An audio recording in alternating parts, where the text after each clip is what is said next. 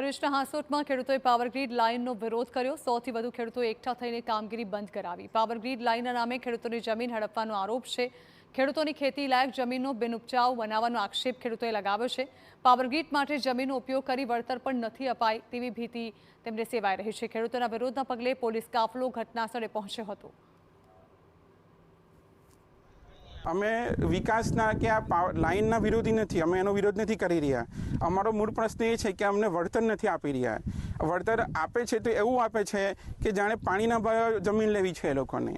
અને રાષ્ટ્રીય હિત જો ખેડૂતને લાગુ પડતો હોય તો અન્ય કંપની જે લોકોને સપ્લાય કરે છે, જેમ ખેડૂત એ લોકોને જમીન આપે છે તેમ અન્ય કંપની એ લોકોને બધું મટીરિયલ આપે છે, તો એ મટીરિયલ એ લોકો માર્કેટ ભાવથી આપે છે અને ખેડૂત પાસેથી જ જમીન એ લોકો સસ્તી જોઈએ છે। તો ખેડૂતોનો આક્ષેપ છે કે પાવરગ્રીડ લાઇન માટે સરકાર ખેતીની ઉપજાઉ જમીનનો ઉપયોગ કરી રહી છે, પરંતુ દરેક જિલ્લામાં ખેડૂતોને જમીનનું પૂરતું વળતર નથી મળી રહ્યું, જેનો ખેડૂતો વિરોધ કરી રહ્યા છે।